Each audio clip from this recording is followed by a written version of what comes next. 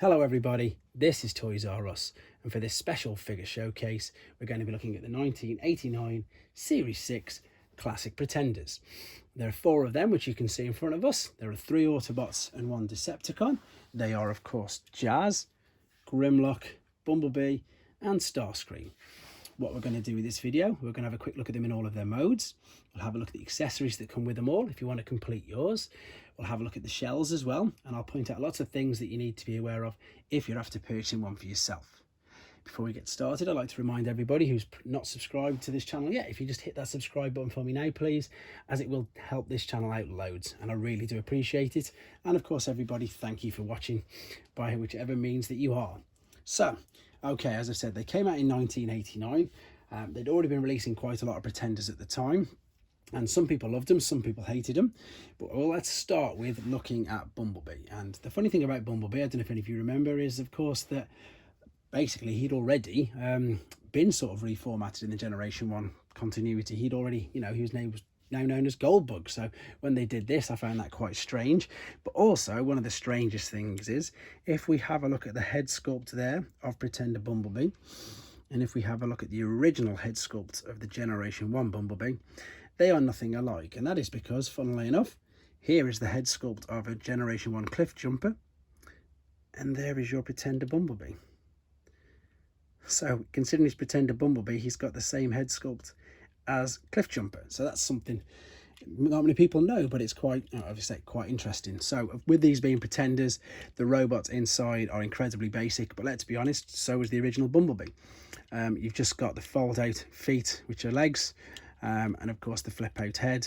The weapon that he comes with, he's got 2. We'll have a look at the small robots first before we go to the shells.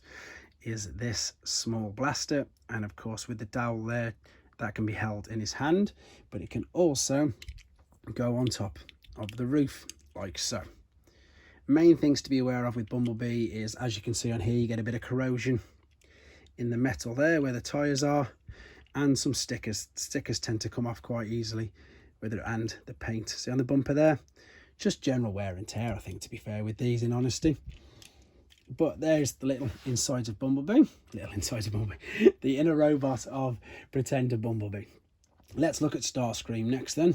So this is the jet mode, and yep, it looks of course like Starscream. You can see again we've got a bit of paint missing from there. A lot of these figures clearly had a lot of love when they were played with years and years back. So the jets, again, super basic.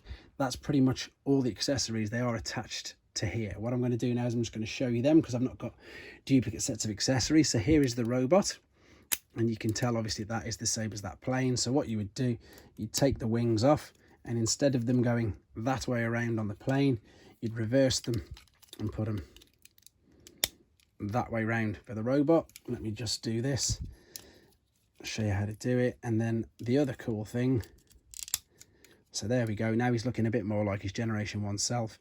We now take the tail ends carefully, oh, the wings just fell off typically as well, and then these now double up as blasters as well. So you've got blasters in his hands. So although they were very basic, they had minimal transformations, but again they had quite a bit of playability factor with these.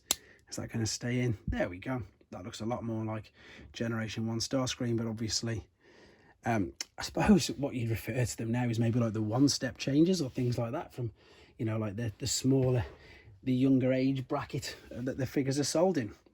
Right, let's have a look at Pretender Grimlocks in a robot. So there's the robot, again, very basic.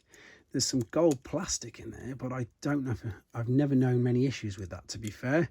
You've obviously got the fold out hands there for when he's in dinosaur mode, and there's his head. Same with all the others. Their accessories become 2 things, so let me just take, there he is. Let's have a look at his alt mode then quickly. Super basic, I know, super basic, but this is what I wanted to show you. So we can take off his tail, and then this can also be used as a gun as well.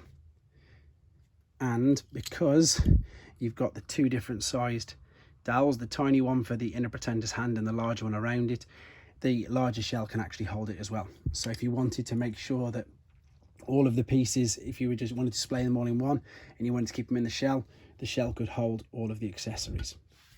Right, moving on to Jazz, and unfortunately this one's definitely the most play worn in the alternate mode. You can see all of the screen has come off there. We've got a bit of corrosion inside the wheels, but I'm liking the fact we've still got the number 4 there. And what does that say? I can't really tell. It definitely doesn't say Martini, but it says, I can't make that out. I might not even say anything. I've not even noticed that before, to be honest, but there we go. So that's the alternate mode. And I think this one's the one where you notice the most of the difference of the original transformation, because obviously there's far more to do with the original Jazz. But he still looks good. He's still got movable arms. That's about it, unfortunately, with the articulation on these. I think that's the same on them all. Yep, just the arms. The legs are all fused, or if they do move, it's part of the transformation process. We've got Jazz's gun. And now this is the same as Grimlock's tail. So you've got the small dowel for the hand, and then the thicker dowel if you wanted to put it in the Pretender shell. There we go. So that's a quick look at the inner robots for these. Let's now have a look at the larger shells. So we're going to start off here, and I'm going to take the gun out of his hand. That's Starscream's large gun. And the main thing with all of these, so I'm only going to do it briefly, is the paintwork. Because you can see how tight all the heads were, the helmets were on the head, and there you are. You can see we've got where I would say constant removal of the helmet on and off is what's caused that. So I'm not going to do that with the rest of the figures for obvious reasons. You can see what it does. Oh, there he is, you know, menacing looking Decepticon. You got the nice Decepticon logo there at the front. Let's have a look at Pretender Bumblebee then. And I think the Pretender of this guy, in fact, I can show you him without his helmet in his box in a second. This one looks really cool, and I think you can tell straight away that this is going to be Bumblebee. You can tell. Stickers on here make a... I've had some ones in the past where all these have been a bit chewed, a bit broken, a bit battered, and even just them being completely bare, no stickers at all. They really are, I think, important for displaying in this particular mode. His large gun is like that. Let's pop that back in there. We're going to move over to Grimlock. Again, helmet. I'm not going to take it off for that reason. This is a blaster cum sword, because obviously Grimlock had a sword in Generation 1, so it's sort of dual purpose. You've got both handles, so if you want it to be a sword, there you go. It's now a sword, and of course if you want it to be a gun, it's now back to being a gun. And as I mentioned earlier, because I've kept it out, I might as well show you, you can now attach that as well, so you can hold all of the accessories. No stickers on this. This one's all paint this time, so that's a bit better for you. You'll tend to find these in a bit better condition, but in the past I found these get some faded quite easily, so you get like a murky. This is, as weird as it sounds, this is a bit of a bright grey. If it's some faded, it's like a murky sort of grey. Moving on to the last one of the shells, we've got Pretender Jazz. Again, that's a sticker that these ones come off quite often. And then it's mainly just paint chipping with these, and again, especially on the head. The gun blaster itself is that one, and that fits in. And as I say, I'm pretty sure, yeah, you can put the large gun as well from the small Jazz's hand in. The instruction books, I'm just going to show the one rather than all, because they're all pretty much the same.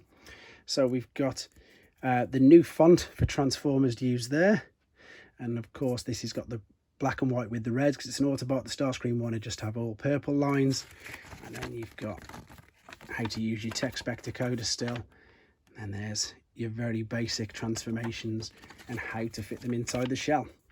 Right, let's have a look at some of the boxes then. So these are going to fall around, unfortunately, because this one hasn't got any in, but there is the artwork for Jazz. I really like that. That's good. I'm just going to show you, in fact I might as well show you this one first, because it's all the same on the back. By the time it got to, I know they were all adverts anyway, but by the time you got to this point of time in the Generation 1 releasing of figures, on the back they were just advertising what they had. So there you go, there's Starscream, Bumblebee, Grimlock, and of course Jazz is there at the bottom. All the backs are exactly the same, but I'm going to still show you the artwork on the actual figures. And this one's got a nice little touch as well for UK viewers. We've got a Woolworths $9.99 price sticker there. So there he is without his helmet on. That brown hair always gets chipped, always gets chipped. And there he is in position. And again, just to confirm, yeah, it's exactly the same. It's exactly the same. There we go. So I won't show you any of the backs anymore, but what I will do is just show you the artwork of the actual figure, because the artwork's still impressive. Nowadays, obviously, it's just pictures, actual pictures of the toy that you're getting. So these are good old-fashioned hand stroke oil painted bits of artwork. Brilliant. Right, last one then is Bumblebee. And they've got it down to a T. They've even got, you know, the blue visor, which is, of course, a sticker on the shell. Lovely. There we go. So this was for one of my subscribers, so I hope that you liked a quick look at, well, a more in-depth look at this. This is a bit of a much better update to the one that was already on the channel. Yeah, there they are. For some people, as I say, they completely divided the Transformers community, because some people really didn't like them. Not as bad as Action Masters, but yeah, I think a lot of people, and I'm sure, well, we can be honest and we can admit and we can agree that, you know, apart from Bumblebee, Grimlock, Jazz and Starscream were a step back with regards to, obviously, their original G1 figures. But that wasn't the gimmick. The gimmick was the fact that you could have a mini transforming robot inside a human shell. And they pulled it off. When you look at it now, you look back and you give them, the engineers and the designers, a bit more of appreciation for it. And although these weren't ever in any of the cartoons, if you watch Super God Master Force, the Japanese Transformers cartoon series, you'll see some of the other Pretenders in, and then you'll maybe get a bit more of an appreciation for the Pretenders. But there we go, let's wrap this up. These are the classic Pretenders from Series 6, which is 1989, and they are the 3 Autobots, Jazz, Grimlock, Bumblebee, and the 1 Decepticon, Starscream. Hope you enjoyed looking at them, hope it brought back some nice memories, and yeah, hope it helped you with your decision on what you wanted to get. And of course, everybody, please take care. Thanks for watching. Like and comment, and don't forget to subscribe.